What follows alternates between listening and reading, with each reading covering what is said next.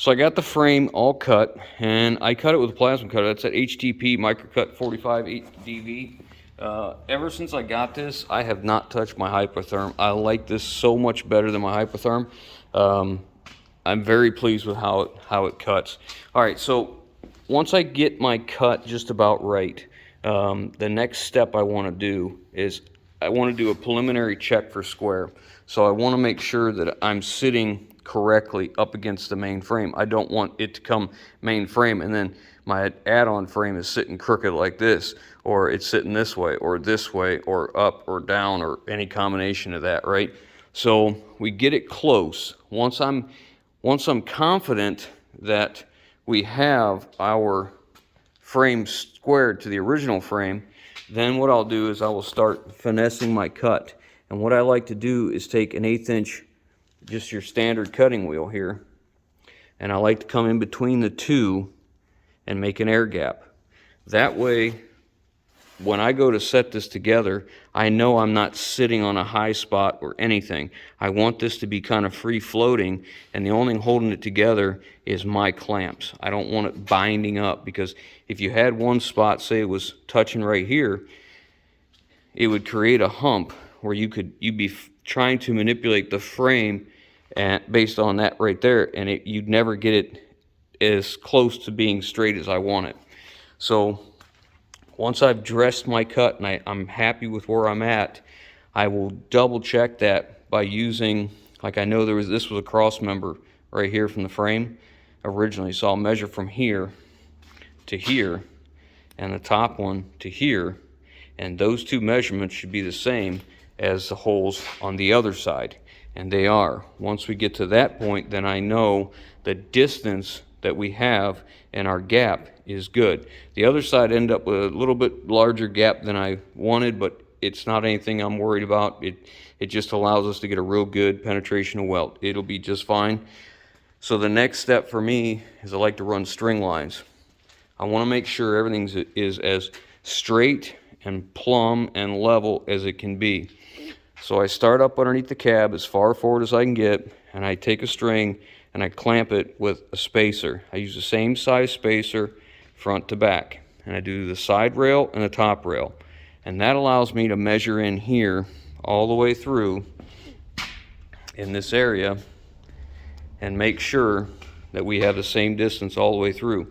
If you had a situation where this was kicking out this way, you would end up in the middle of the string, wherever that would be, or the middle of this area where the joint is, where if it was kicked this way, this would be wider because your end would be shoved that way. If it was shoved that way, then it would get tighter. Another thing you have to know is I always make sure these strings are extremely tight. They cannot sag. If they sag, it's inaccurate. So we got to make sure they're tight. Same thing on the top. So if I'm measuring this out and I'm noticing I'm a little bit light in here, then the first thing I'm going to do before I make any changes is I'm going to make sure that string's tight. Because if your string's going to sag, it typically is right in the middle of its total length. So I'll tighten that string up and then check it again. I'll check the whole thing front to back, both rails, everything. I check it, I don't know how many times, 10, 4, 15, 20 times until I'm sick and tired of checking it. And then I go check it probably 10 or 12 more times. I also use my 6-foot level here and that angle finder gauge, and I'll start with my reference right here. I'll go left to right on this frame and record where we're at. I'll put the gauge in the middle, record where we're at, and then I'll come back here at each crossmember location and I'll verify that that's how we are set the same way. And then we'll do the same thing on the frame rail, front to back.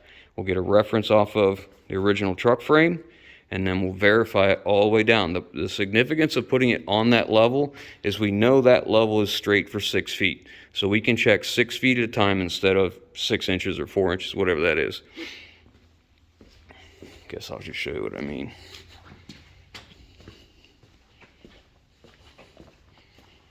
So if you look here, we're basically 1 degree, which is the same thing we have on the main frame. The original frame to the truck is 1 degree.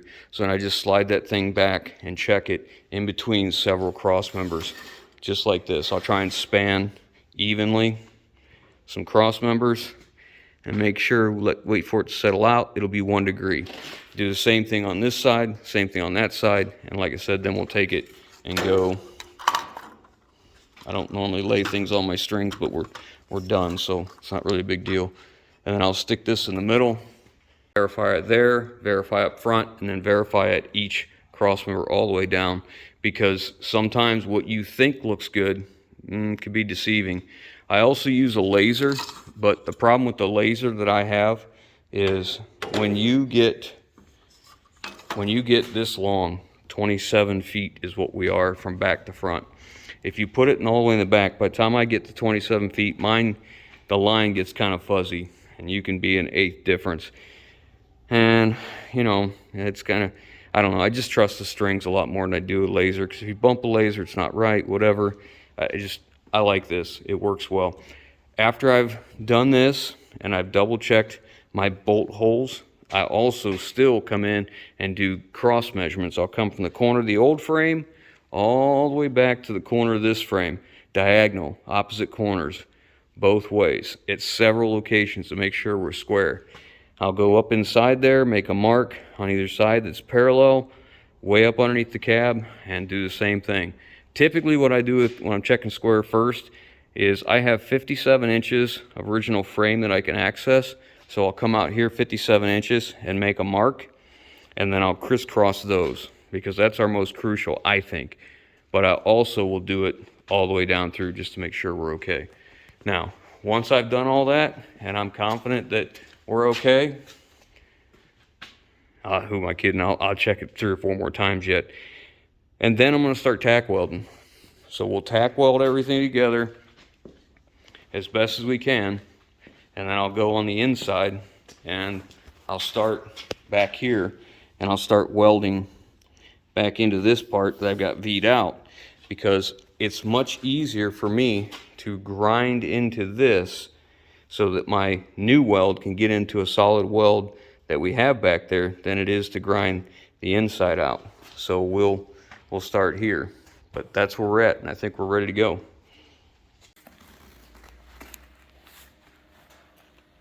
So I was just outside, and the UPS man showed up. And I don't know, something for him, so.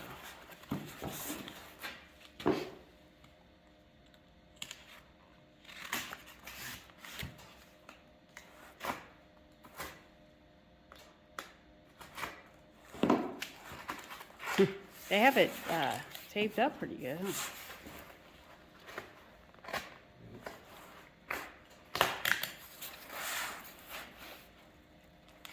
Told the UPS man, I said, I bet you hate coming here. I said, because, you know, we're always moving stuff around, and he never knows where he's going to be able to pull in or turn around or anything, and he said he didn't mind, so.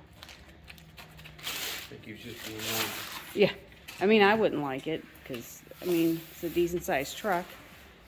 Oh, okay, from HTP. Do you want me to grab an end?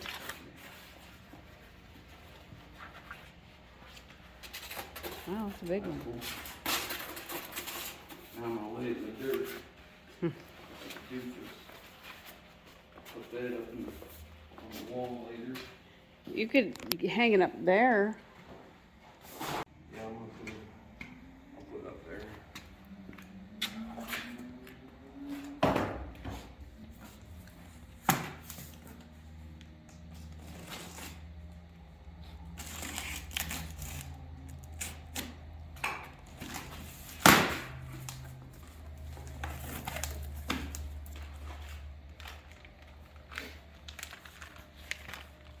Wow.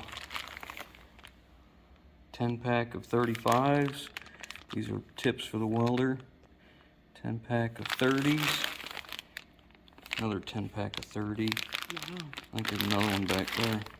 10-pack. So 20 tips of each size of the 30 and 35.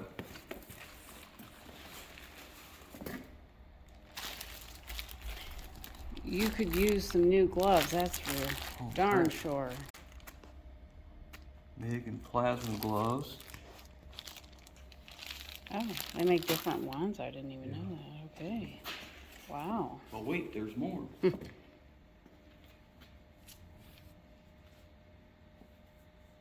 Oh, that's cool. Yeah. Drive a Lincoln, drink a Miller. Weld with HTP. That's funny. There's more. Oh, long sleeve. This one's a medium. That's yours. Oh, cool. Cool. I need some long sleeve. Yeah, long sleeve. You'll like that. Yeah. There's more.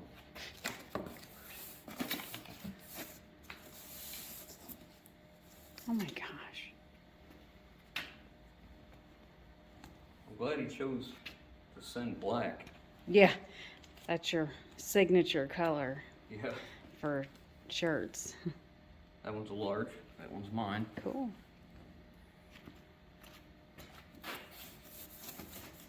And look. There's another one. What size is this one? This is probably mine too. No, it's medium. It's Oh. yours. Okay. Cool. Pretty cool. Yeah. Certainly thank Peter and the guys at USA Weld HTP. Yeah, Sending thanks. all that over. That's a lot of gear.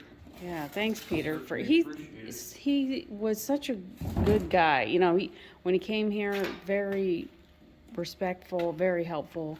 And then Oh, yeah, and he's anytime, willing to spend as much time as I wanted, as I needed. right? Anytime you have a question, you can call him, and if Yeah, he's available, he'll answer, or he'll call back, and he'll walk you through anything. When I first was getting ready to weld this, I messaged him and sent him a picture of the settings here, as we've got it set here.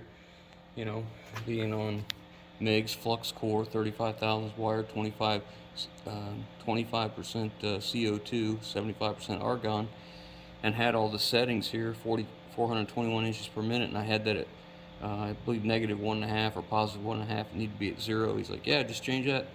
Otherwise, looks good. And you know, proofs in the pudding. It worked just fine. But yeah, hopefully, I don't burn a lot of tips, so at least not with this machine or my Lincoln. My Miller, I burn a lot of tips on it, but I really needed new gloves. Yeah, for certain.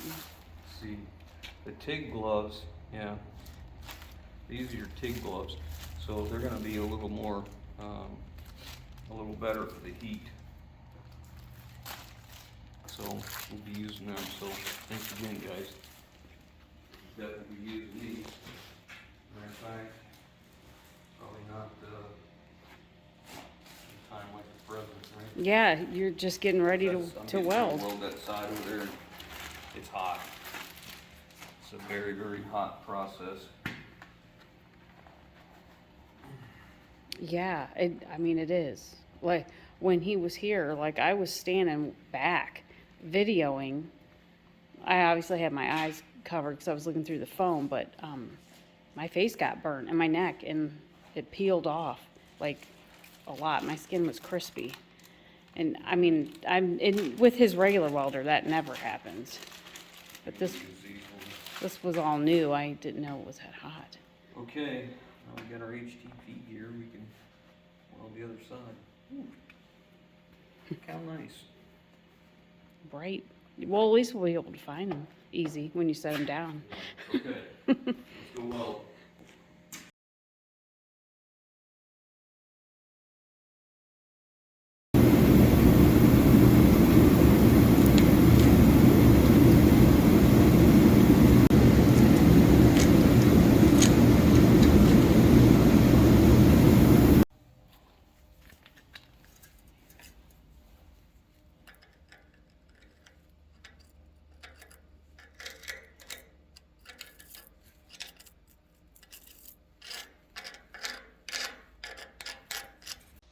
So the inside's welded. I took a grinding disc and I bead this back out and got down to the back side of the weld from the inside. So now what I'm going to do is the technique that Peter showed me for getting it uphill is I'm going to start on one side, pause, come over the gap quickly, pause, back over the gap quick, pause, and just keep doing that back and forth all the way up. I'm gonna have some troubles in a couple places like I did on the inside where there was a hole, but we'll do our best. It'll be all right.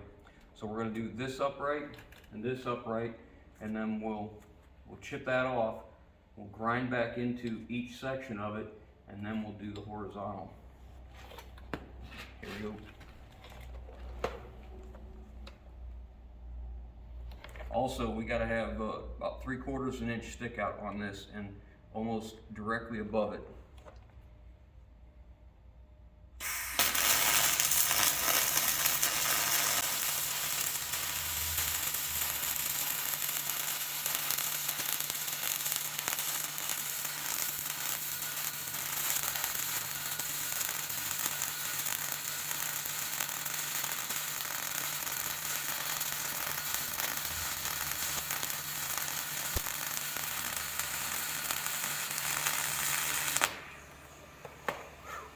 Okay, so that was pretty hot.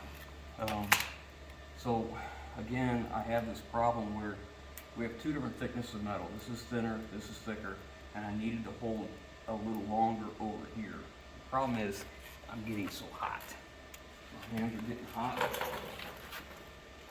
Yeah, what am I, 5 feet away, 6 feet away? Yeah. And my hand is really warm, just Need from the that. welder pulled this way. Okay, hang on. Let me get this welding helmet off.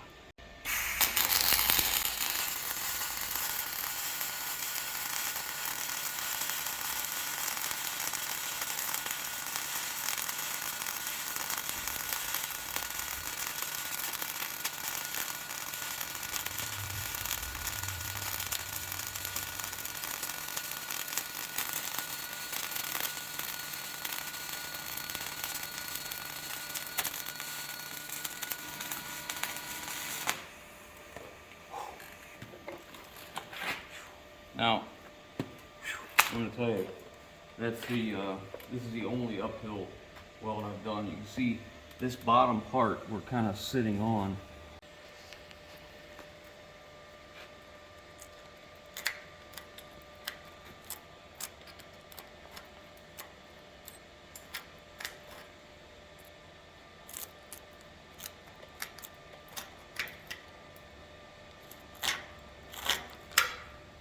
Now I'll wire wheel that real quick. I can't weld into this until I get all the flux off. So I can't add to it. You can see there's still some flux here, ready to pop off.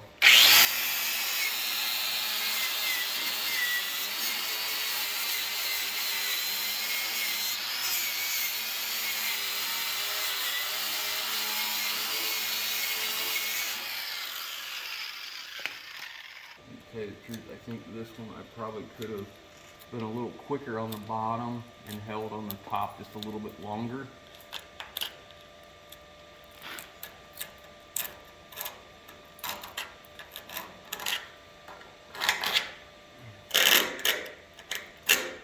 Gosh, I'll let that cool a little more, it would have popped off.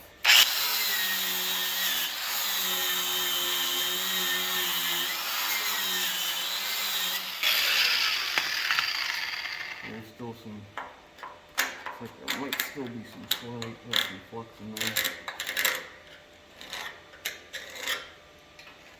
Make sure before I hit it again.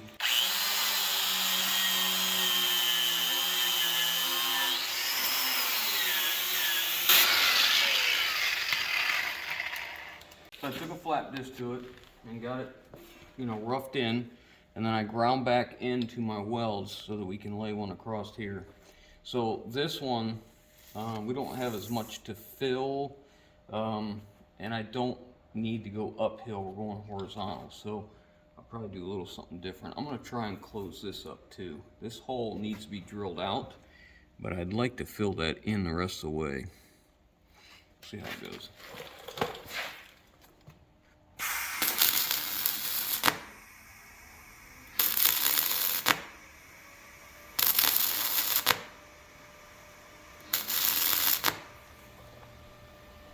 Well, that'll do. And this one up here will have to be drilled out, but I don't need to mess with it. All right, this is the horizontals seem to be a little more difficult for me than the uphill this time.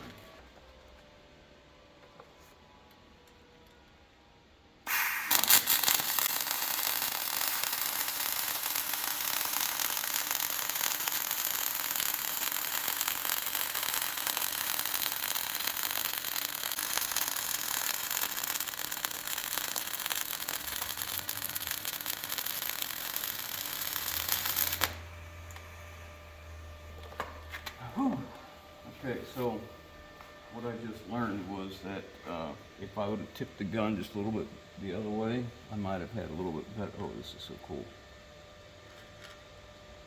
I'll wait. Anyways, if I needed to hug this a little more, I don't know that I got completely filled in here yet. That must have fallen off already, huh? I guess, looks like it.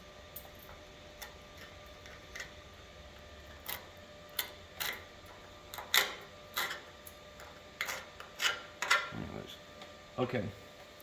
I'll let that cool just a little bit, and then I'll clean it up and let's see what we got. All right, we are all welded, and I put my string lines back up because while I was grinding and welding, I pushed them out of the way, but it wasn't far enough because I melted them, cut them in two. So you can see how hot that procedure is. That inside was already welded, and then I did the outside. Then I flat disc the outside and the inside both, looking for imperfections or anything wrong, and smoothed it so we can lay our outside frame on here. And I put my strings back up to recheck just to make sure we're okay, and we are right there. So next step is to clean the frame up and paint it, if that's what we're going to do, and you know, primer and paint, make the frame something it ain't. But yeah, it come along pretty well, pretty good. I'm very grateful for Peter ZILA and HTP welders, because I have never been able to do an uphill weld, vertical uphill before, because every time I do it, I'd start to go and then the puddle would just fall off. So I'm very thankful for Peter and HTP for, you know, giving us the equipment and also showing up to, you know, teach me this procedure and the spray arc procedure and the plasma cutter, because I've been using that equipment solely on this project. So it's really it really worked well, and I'm very happy. I'm very pleased with it. I have not touched my hypotherm plasma cutter or my Miller welder since I got the others. I really like it. That's not true. I did my sawhorses because I already had the HTP set up. I didn't want to have to change over the wire, but other than that, it's what we've been using. So that's where we're at. Next step, prime and paint. So the next step is we have to take the cross members out, and they're huck bolted in, so he's just cutting them right now, and the other frame is going to go on top of this one, so that's why we have to get the cross members and the huck bolts out. And then I believe he's going to wire wheel and paint this before we put the other frame on. So the frame's all done, wire wheeled, and now the cross members, we've taken them all apart. There was 4 of them that were huck bolted together at the front leaf spring hanger in the rear. And then you have places like this where there's grease up in the corner. So my wife takes degreaser, sprays it, and then she wipes down and washes all the cross members so they're ready to be painted. So when people say the amount of detail that I put into a truck, it's not just me. This is a detail she goes through. She's sitting here with that little grinder while I'm using the other grinder. She does the smaller stuff that I can't get to, and I do the bigger stuff, and I do the needle scaling. And then she gets them all cleaned up so I can paint them. So we are all cleaned up. I'm very happy with it. We needle scaled, wire wheeled, wiped down, blown off. Everything's ready. So the next step is primer and paint. So the procedure I like to do is I like to take rusty metal primer, and I want to give it 2 coats of that rusty metal primer on every surface. Once that's dry, and I'm confident it's dry, I'll come back with acrylic enamel with a hardener. And then I'll spray everything again with 2 coats. We're not looking for a show truck, we're looking for preservation. That's why I do it that way. I want to paint this frame rail before we put the outer frame rail on top of it, because we're going to do something in between the two as well. This is, every time I talk about painting a frame, people go on about, are you going to use a rust converter? Are you going to use phosphor? Are you going to use POR 15? No. I've used A195, I've used chassis black, I've used POR 15, and obviously if I had stellar results with them and I was happy with it and it was better than what the results I get with the way I do it, that's what I'd be doing. But I like the way I do it. I think it turns out well, and it really holds up well. My old Freightliner, if you guys know that flatbed, that was painted that way, and I had that truck for years and years, and it looked really good and held up well. So that's what we're going to do. We got a lot of plastic to hang and a lot of stuff to cover up before we can prime and paint. So we're going to go ahead and do that. We're going to leave you here. Next video we'll pick up, and hopefully we'll be all primed and painted and ready to start the reassembly. So hope you guys enjoyed. Catch you on the next one.